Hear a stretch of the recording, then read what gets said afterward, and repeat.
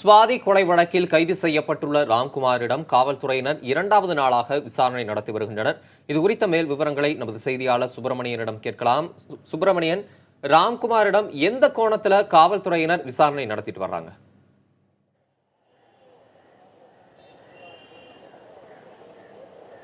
ராம்குமாரை 3 நாள் போலீஸ் காவலில் எடுத்து நுங்கம்பாக்கம் போலீசார் விசாரணை நடத்தி கொண்டிருக்கிறார்கள். நேற்று இரவு முழுவதும் விடிய விடிய அவரிடம் விசாரணை நடத்தப்பட்டிருக்கிறது. இணை ஆணையர் மனோகரன், அன்பு ஆகியோர் தலைமையிலான தனிப்படையினர் இந்த விசாரணையை மேற்கொண்டு வருகிறார்கள். கொலைக்கான காரணம் என்ன என்பது இதுவரை கண்டுபிடிக்கப்படவில்லை. கொலையாளி கண்டுபிடிக்கப்பட்டு விட்டார், ஆனால் கொலைக்கான காரணம் கண்டுபிடிக்கப்படவில்லை. அந்த கோணத்தில் தான் இந்த விசாரணை சென்று கொண்டிருக்கிறது. சுவாதிக்கும் ராம்குமாருக்கும் என்ன தொடர்பு, இந்த கொலைக்கான காரணம் என்ன, எத்தனை நாட்கள் இது திட்டமிட்டு இந்த கொலையை அவர் செய்தார், இந்த கொலைக்கு பின்னணியில் வேறு யாராவது இருக்கிறார்களா, 3 மாதமாக சூளைமேட்டில் எதற்காக ராம்குமார் தங்கி இருந்தார் என பல்வேறு கேள்விகளை ராம்குமாரிடம் காவல்துறையினர் கேட்டிருப்பதாக தெரிய வந்திருக்கிறது. அது மட்டுமல்லாமல் அவர் கொலைக்கு பயன்படுத்திய அந்த ஆயுதம் எங்கிருந்து வாங்கப்பட்டது, இல்லது வேறு யாராவது அவருக்கு வாங்கி கொடுத்தாரா என்ற பல்வேறு கேள்விகளும் ராம்குமாரிடம் கேட்கப்பட்டிருக்கிறது. இது மட்டுமல்லாமல் கொலை நடந்த இடத்திற்கு ராம்குமாரை அழைத்து சென்று விசாரிக்கவும் காவல்துறை திட்டமிட்டிருக்கிறார்கள்.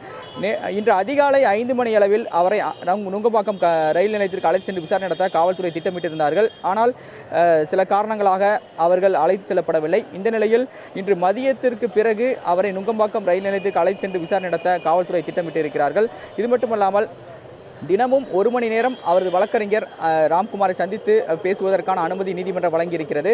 அநேகமாக இன்று காலையில் அவரை சந்திப்பதற்கான வாய்ப்புகள் அதிக அளவில் இருக்கிறது.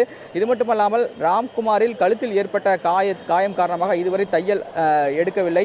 எனவே அதன் காரணமாக 2 மருத்துவர்கள் சிகிச்சை அளிப்பதற்கு தயார் நிலையில் வைக்கப்பட்டிருக்கிறார்கள். சிகிச்சை தேவைப்பட்டால் உடனடியாக அவர்கள் ராம்குமார் இருக்கக்கூடிய இடத்திற்கு வந்து சிகிச்சை அளிப்பதற்கான அனைத்து நடவடிக்கைகளும் எடுக்கப்படும் என்று காவல்துறை தரப்பிலும் தெரிவிக்கப்பட்டிருக்கிறது. சுப்பிரமணியன், 3 நாள் விசாரணைக்கு பிறகு காவல்துறையினின் அடுத்த கட்ட நகர்வு என்னவாக இருக்கும்?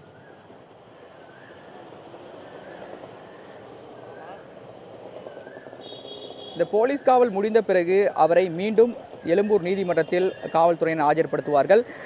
ஆஜர்படுத்தப்பட்ட பிறகு அவர் அளித்த வாக்குமூலம் அனைத்தையும் ஆதாரமாக இந்த வழக்கில் சேர்க்கப்படும். அதனை நீதிமன்றத்தில் தாக்கல் செய்யக்கூடிய வாய்ப்புகள் இருக்கிறது. அது மட்டுமல்லாமல் 18ஆம் தேதியோடு அவரது நீதிமன்ற காவலும் நிறைவு பெறுகிறது. எனவே 18ஆம் தேதியும் ராம்குமாரை எழும்பூர் நீதிமன்றத்தில் ஆஜர்படுத்துவதற்கான வாய்ப்புகள் இருப்பதாக காவல்துறை தரப்பில் தெரிவிக்கப்பட்டிருக்கிறது.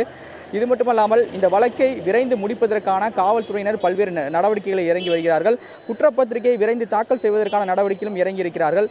இவரது வாக்குமூலம், அதாவது ராம்குமாரின் வாக்குமூலத்தை பெற்ற பிறகு சுவாதியின் பிரேத பரிசோதனை அறிக்கையை விரைந்து நீதிமன்றத்தில் தாக்கல் செய்வதற்கான நடவடிக்கையும் எடுக்கப்படும் என்று காவல்துறை தரப்பில் தெரிவிக்கப்பட்டிருக்கிறது. சுப்பிரமணி, இந்த வழக்கை விரைந்து முடிக்க காவல்துறையினர் திட்டமிட்டிருக்கிறதா குறிப்பிட்டிருக்கீங்க. அவரோட வழக்கறிஞரும் தினமும் 1 மணி நேரம் ராம்குமாரை சந்திக்கிறதுக்கு உண்டான நடைமுறைகளும் இருக்கு. இந்த நிலையில ராம்குமார் தரப்பு வழக்கறிஞர் அடுத்த கட்டமா என்னென்ன முன்னெடுப்புகளை நகர்த்துவார்?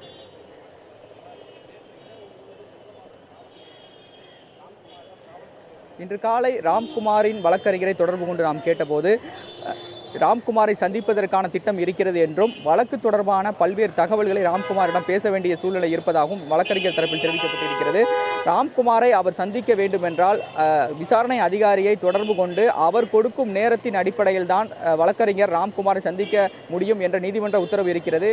அதன் அடிப்படையில் இன்று மதியத்திற்கு பிறகு அல்லது காலையில் ராம்குமாரை சந்திப்ப வாய்ப்பு இருப்பதாக வழக்கறிஞர் தரப்பில் தெரிவிக்கப்பட்டிருக்கிறது. அது மட்டுமல்லாமல் இந்த கொலை வழக்கிற்கும் ராம்குமாருக்கும் எந்த சம்பந்தமும் இல்லை, அது தொடர்பான ஆதாரங்களையும் நாங்கள் திரட்டிக் கொண்டிருக்கிறோம் என்று வழக்கறிஞர் தரப்பிலும் தெரிவிக்கப்பட்டிருக்கிறது. தம்பி.